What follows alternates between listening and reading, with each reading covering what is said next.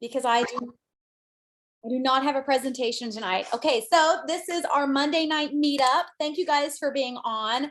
Apologies if I am behind on messaging you today. I had a very unexpected, crazy day. It did not go the way I wanted, which is why I don't have a PowerPoint presentation, but I have my notes all about how to talk about Plexus. So if you were on last week's call, we did a lot of talk about the kind of the right mindset and the foundation about why you want to work Plexus as a business and really diving into what that is. Because if you don't wake up every day kind of fired up about your business, then your why or your goal is not big enough. In fact, I was talking to somebody the other day and we were talking about how most people don't dream big. Like you just either assume or we have these stunted dreams that something could never happen. And they were talking about their son's school. It's a private school and they would love to be the big donor of the school. And I'm thinking, well, I know a lot of Plexus people that are the big donors at their kids' school because they use their Plexus paycheck. And we realized like, oh my gosh, why are we not dreaming bigger about that? Okay. So that was last week. If you missed it, go back and watch the recording. But tonight we're going to start talking about the how of this business. And we're going to do that for the next 2 or 3 Monday night meetups. Tonight is how do you talk to someone about Plexus, right? Like, I don't even know what to say when somebody asks me. So I'm posting it and then somebody messaged me and I don't know how to talk about Plexus. So first, I want everyone to get okay with sales. Okay. Yes, we're sharing something we use, but we are selling Plexus. Okay. And sales are nothing more than a value exchange. In fact, nowadays, more so than when I started Plexus almost 8 years ago, everyone's doing it. Everyone is using something for a hot second on Instagram and getting paid for it. Okay. Most people, though, are getting paid to talk about something that they don't even use. So we need to get really comfortable with what we're doing with Plexus because we're actually using this stuff. And people are comfortable with sales. People buy stuff every single day. They know how it works. But for some reason, we get all befuddled when it comes to talking about Plexus because we're getting paid for it. So we feel like we have to talk about it differently, or we have to feel guilty, or we project that they're going to feel weird because I'm getting paid for it. And maybe they think because I'm getting paid for it, like I'm not really legit. So we have to get over that. And I don't know if anyone has ever worked retail. I worked retail all through really a little bit of high school and college. And I never felt bad for selling Susie a sweater. I got paid for it and I sold her a sweater. So like, why do we feel bad about Plexus? Because that's really the first rule in talking about Plexus is to get over that kind of fear. Because any fear you have, it comes through. You project that onto your person that you are trying to help. Even if you're copying or talking from the perfect script, even though there's no such thing, even if you have the perfect words, if you have this mindset to where you feel guilty around sales or you're not confident in network marketing, it's going to come through in your energy and they're going to pick up on that. Okay. So that's the first rule, is to kind of get over that fact. The second rule, and the good news, is that talking about Plexus is actually a skill. That's all it is. Nobody starts this business knowing what the heck to do. Okay. So you can practice how to talk about Plexus and hone it and learn about it, because we all have vomited Plexus on people in the beginning. I've answered questions the wrong way. I scared people off unintentionally, but by practicing, you get better. And that means talking about Plexus over and over and over, right? Holly said the other day in the chat, like I told you guys, you got to be comfortable feeling dumb. You do. You have to be comfortable talking about Plexus when you don't know what to say. That's how you get better at it. If you don't keep talking about Plexus, you won't be successful. Now, I'll tell you the best way to learn still to this day, and how I learned how to talk to people about Plexus, is 3-way messages, 3-way text messages, or 3-way chats. For some reason, I think some people are afraid of these or they don't want to do them anymore, but they are so key, not only for you to learn how to talk about Plexus. That's how I learned. My sponsor just modeled for me how to talk about it. But it's also a third-party tool. It's third-party validation. I know it's crazy, but it's just proven that you can be talking to your mama or your bestie, and you put a stranger in that chat and they're going to listen to that stranger before they're going to listen to you. It's that validation. Okay.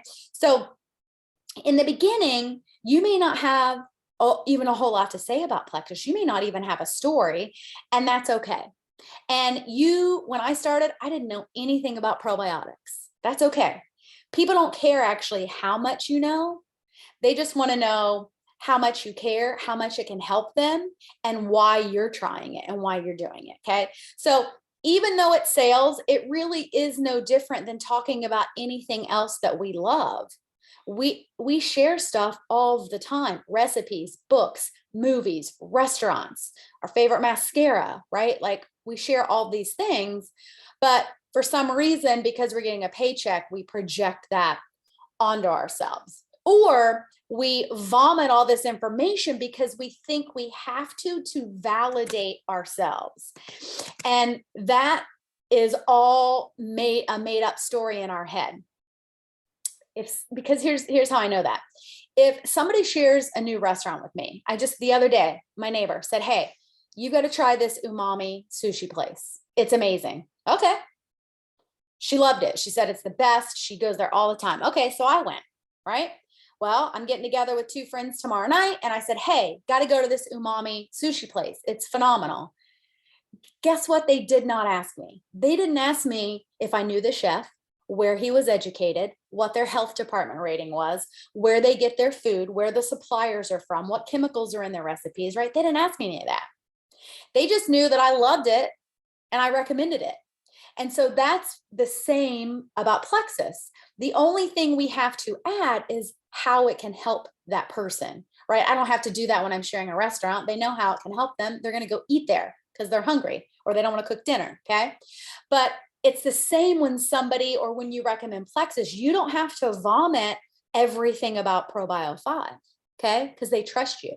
They just want to hear your passion and your belief. So there are some basics to talking about Plexus. If you have a notepad, if you're watching the recording, go grab a notepad. You may want to take some notes on these. There are a few key factors that you have to follow when you talk about Plexus, no matter the conversation. Okay, here in a minute, we're going to get into some specifics around a conversation, right? So the first thing is you have got to have confidence. You cannot be wishy-washy. Okay, I'll give you an example, and you can flip this around. If you are on the fence about buying anything, if you are buying Girl Scout cookies and you're like, "Hey, are those new ones that they came out with, are they good? Should I get those?" And the girl's like, "I don't know. You may like it. If you want to try them, you might like it." You're like, "Oh, well, she didn't say very much. Maybe I'm not going to get those." But if you ask, like, "Hey, those new cookies, should I get those? Like, what do you think?" And the girl's like, "Oh my gosh, yes, these are great. I was having like this huge craving for peanut butter the other day and I ate them and it totally satisfied my craving.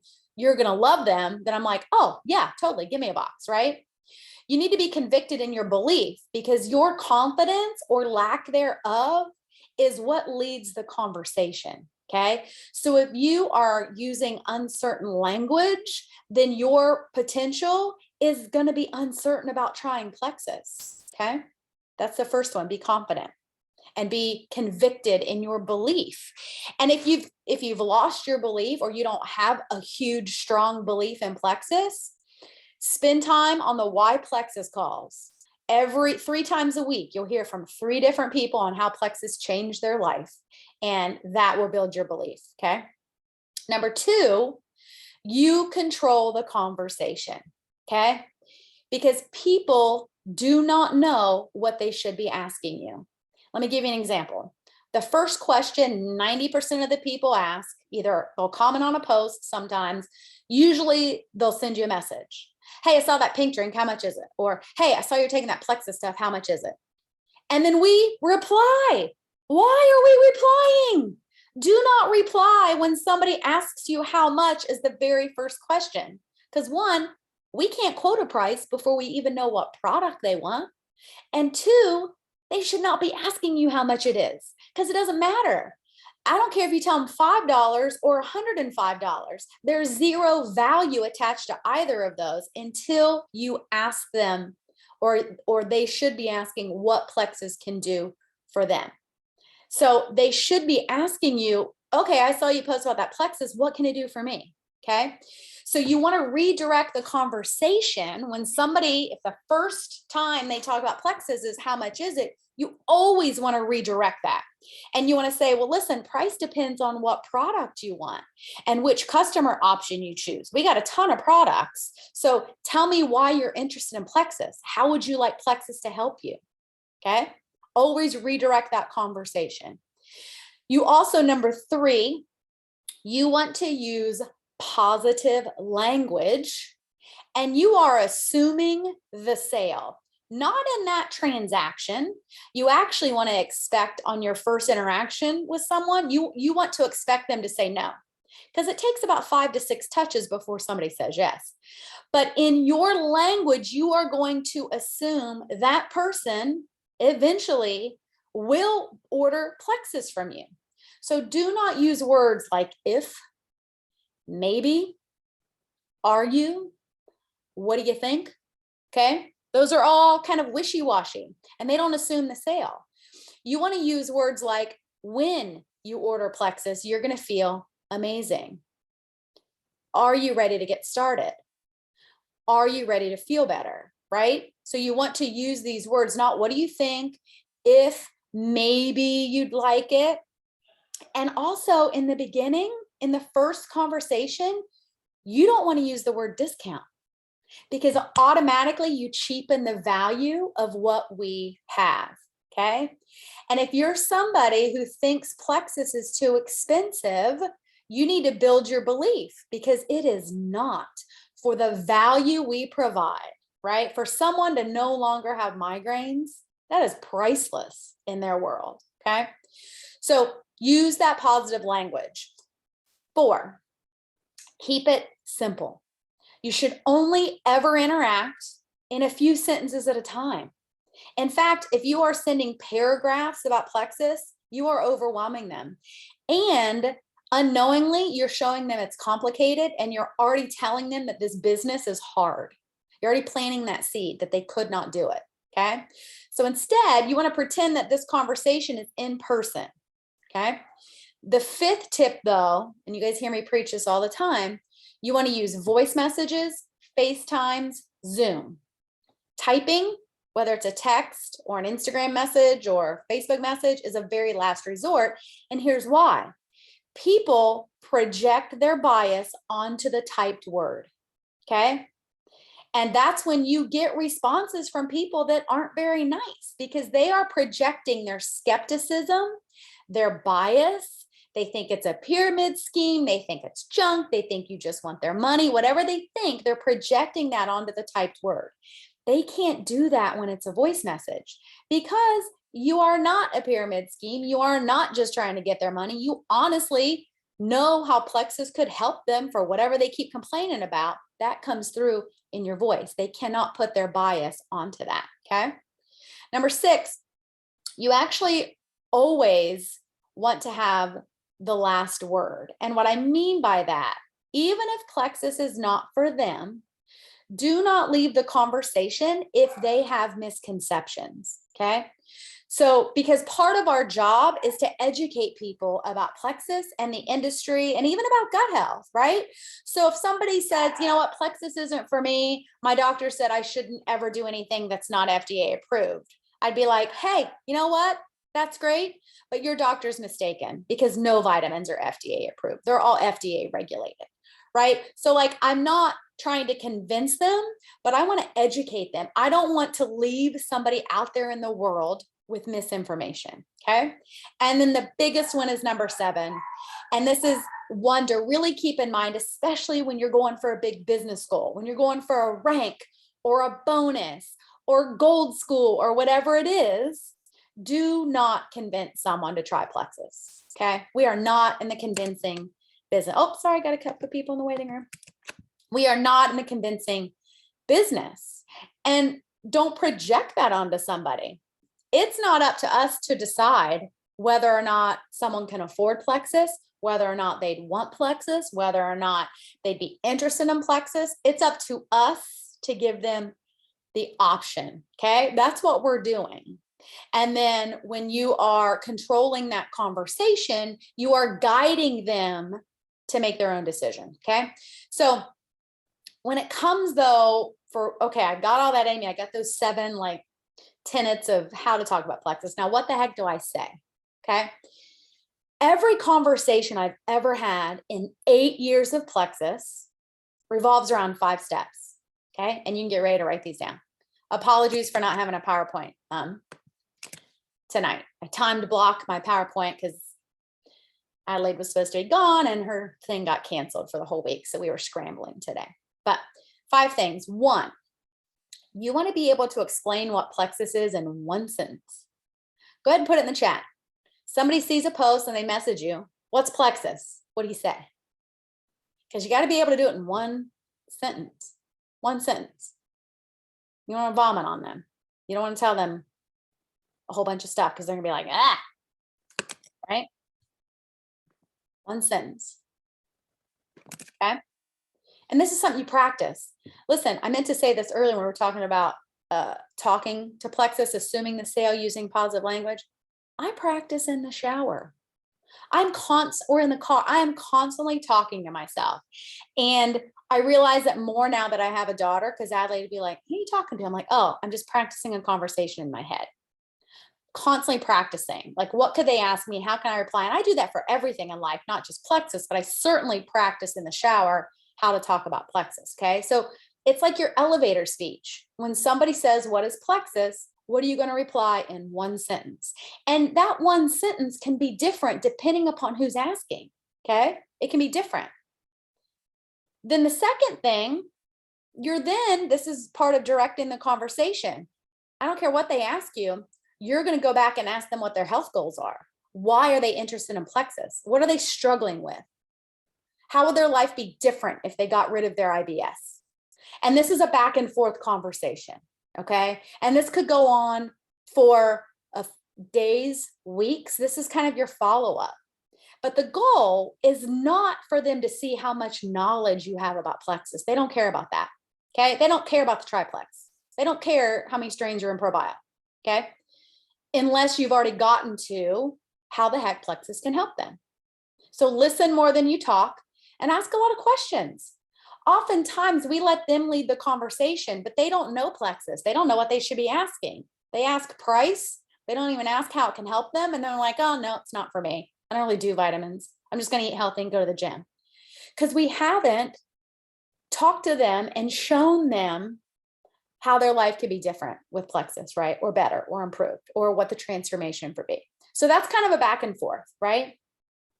Then once you've had that back and forth, the third step is always recommending a product, but how it can help them specifically. So I might say, listen, you absolutely need the triplex. It was made for somebody like you because it's going to help you with those migraines.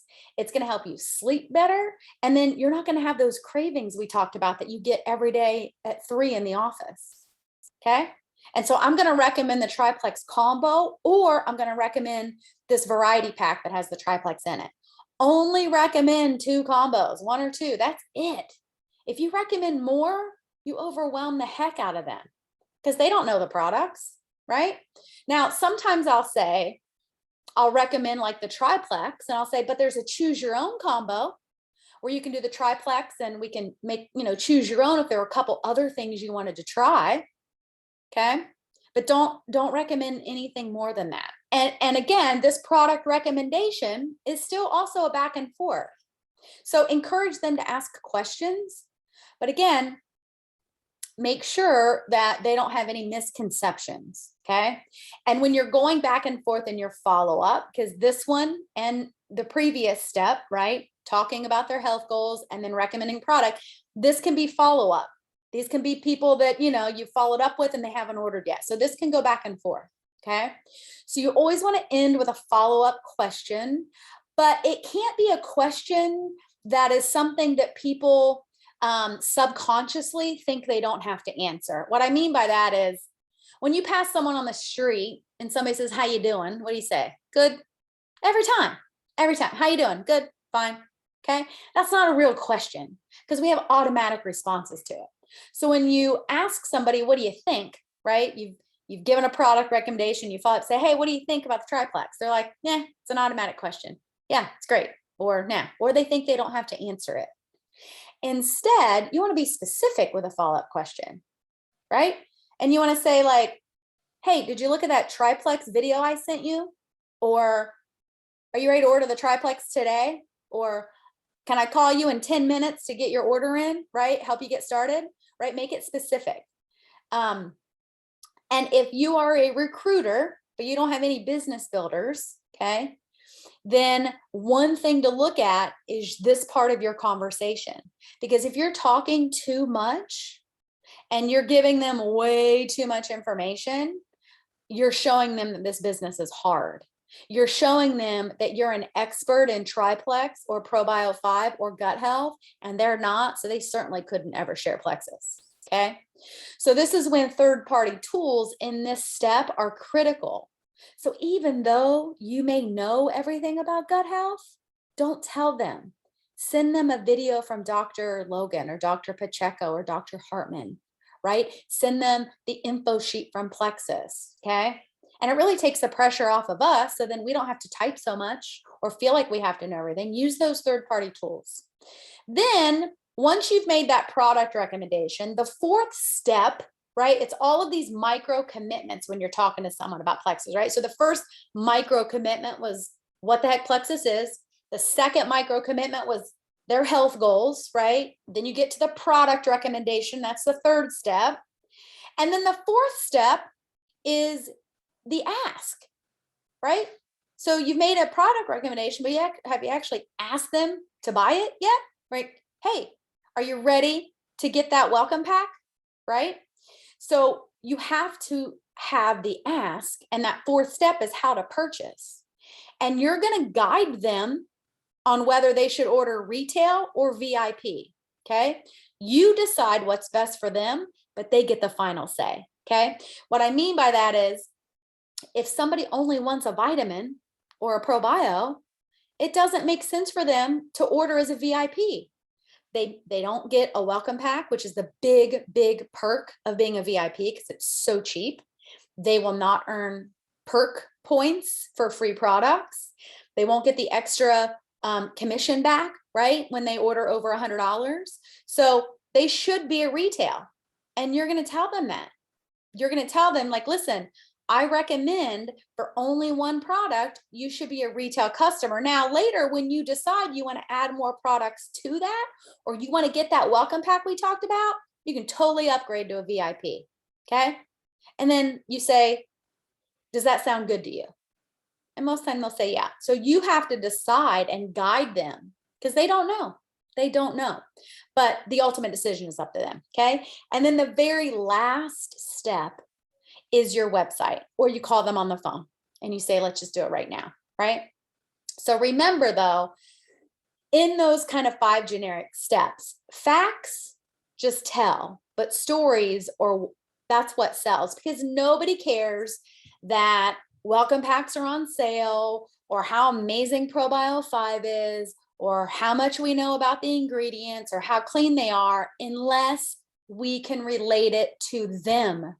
We are selfish beings, right?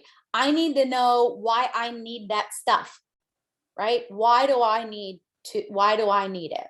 And 99% of the time, they're not going to care about the ingredients or the science or the results. Now, you will have those 1% of people. And typically those 1%ers who want to know all of the ingredients or all of the science. They're just using that as an excuse for their skepticism. Because if you went and looked in their pantry, they eating Cheetos and Doritos and Diet Cokes. They don't care about ingredients, right? But they're skeptic for Plexus, and they think that's a way to tell you no without telling you no, because they're afraid to tell you no, okay? But 99% of the time, people just care that you're passionate and you believe in it. Again, like making that restaurant recommendation. Nobody asks you for the chef's credentials or where the restaurant buys their food, right? So when you're talking though to people about Plexus, you have to not come across as junk mail to people. What I mean is, you ever get a stack of mail? You get stacks of mail. We still get like mail, and you're going through it and you're like junk, junk, junk, junk. Oh, all right. This is for me. You want your Plexus messages to people to be like that. Oh, okay. Because if you're just doing generic messaging that doesn't apply to them, and it's all about just ProBio 5 and the ingredients in triplex, and it's not how it can help them, they're looking at that like junk mail. You want them to be like, oh yeah, okay, this is something that spoke to me. This helps solve my problem, right? So you want to get specific in your asks to people. Why does Susie care that I'm talking to her about Plexus, right? It goes to that problem, and you won't be able to get to their problem that Plexus can solve unless you are in that second step where you talk to them about Plexus. So often we're afraid to just sit back and just have the conversation about what is someone struggling with. And if they don't know, sometimes people don't know. When Sarah Taylor called me on the phone and I answered, I didn't know what I was struggling with. Okay. She asked me if I was exhausted, and I told her no. And she asked me if I had a problem with caffeine, and I told her no. I was drinking 2 pots of coffee a day so I wouldn't be tired. I didn't know it was a problem, right? So you can have some questions kind of in your back pocket if the person isn't aware, because a lot of people know nothing about gut health. And a lot of the things they're dealing with, they have already decided they are normal, and it's just kind of the short straw they drew, and they will always be living with them. They don't know that Plexus could help them with it. So they're not even looking for that. So you can have some questions in your back pocket on certain problems they might have, right? Like, what are your bathroom habits? Are you having regular bowel movements? Do your joints hurt when you get out of bed in the morning? Are you taking naps in the afternoon? Are you eating all the crap off your kid's plate that they can't finish, right? Are you eating sleeves of like little mini Three Musketeers in the pantry after everyone goes to bed? Okay. Have some of those questions in your back pocket, because we're not selling them something. We're selling the transformation. And we want them to see how, by taking Plexus, what their life can look like. And for a lot of people, if you just tell them probiotics help with that, they don't get it. They don't think it applies to them. Like, Nicole did not want to stop eating her ice cream when she started Plexus, right? So you have to look at the transformation of, well, what would it look like though if you don't need that every day, or you don't want that every day? Maybe that's not a good example because she just didn't want to give up her ice cream. But sometimes you have to really talk to them and ask that question, right? Tell me what you could do if you didn't need to take a 2-hour nap every day at 4 o'clock, right? What would that look like? Okay. So a couple of examples, we'll get off here really quickly, but sometimes people are like, well, I don't even know how to start the conversation, right? Because we can't just wait for people to come to us. I mean, it is awesome when we make a post and somebody messages us about Plexus. That's pretty rare. It happens more often when you're new to sharing. When you've been sharing for a while, it's super rare. It's like the unicorn. Okay. So you have to get comfortable bringing Plexus up to people. And when you're confident in that, and it's just your business, you're not going to come across as salesy, and people are going to respect that confidence. So you can even say like, listen, I don't want to be super salesy, but I got to ask you, or, is it okay for me to tell you this right now? But I really have seen your posts on Facebook, and it may not be something you ever thought about, but I've got something that can help you. Are you open to me telling you about it and how it's helped somebody else with their migraines? Or, hey, if I send you a sample, will you actually take it this week and then text me what you think? Right? So we have to get comfortable with those specific asks. And you can even say, like, hey, I don't know if you're aware what I do at Plexus, but we help transform people's health. Right? So I just want you to check this out to see if there is something about your health that you would want to improve, because that's why I got started. I got tired of laying on the couch, or I got tired of not pooping. And sometimes, depending upon the person, you can be really direct and say, listen, Susie, if I see you post one more time about how to get rid of your migraines, I'm going to scream, because girlfriend, I have something that would fix that. What's your hesitation? Why don't you want to try it? Right? And that only works if you've talked to her a few times, right? Or it could be like, hey, if I see you post one more time about not being able to pay for Kevin's soccer, I'm going to scream. Because girlfriend, you've been watching me for 8 years. I have something that would fix that. What's your hesitation? What's your objection? And it might be that it's not for them. Okay. But have we had that conversation yet? Okay. And remember, they're going to say no in the beginning. They are going to say no. They might be nice. And oftentimes when somebody doesn't reply to you in that initial step, it's because they don't want to they feel bad telling you no. That's okay. So expect it. Just expect it, because she doesn't know what she doesn't know yet. So you are putting your person on a journey to say yes over time. Okay. So you got to be patient. It's like trying to cook popcorn on the stove. You have to be patient. You have to shake it a little bit. Okay. Because it's going to take 6 to 7 touches before someone is ready to jump in, or they feel confident, or they feel like you've got enough belief for them to jump in. Okay. So they are actually not supposed to say yes on your first interaction. Even now, I've signed 3 new VIPs this month. Two of them reached out to me. One I reached out to. None of them, even the one that reached out to me, none of them were ready to say yes right away. It took some back and forth conversations, right? And it even took some, I don't know if it's for me, or I'm not sure, right? So you're looking for those micro commitments in those steps, okay? So it is a business. It is okay for you to lead those conversations and guide someone towards that decision. That's all we are doing. So, but eventually we have to stop having all of those conversations, and we have to actually close the sale. And that's what we're going to talk about on next Monday's call, is some specific language on how to close that sale. When you've had the conversation, you know their health issues, you've told them how Plexus can help them, you've made a product recommendation, they say they want the welcome pack, and maybe you've even sent them their website, and then they go silent. So we're going to talk next Monday with some specific language and examples on how to close the sale. So thank you guys for being on tonight. I'm just checking the chat really quick. Oh, yep. Love your little one-liner there, Steph. Betty, liked yours.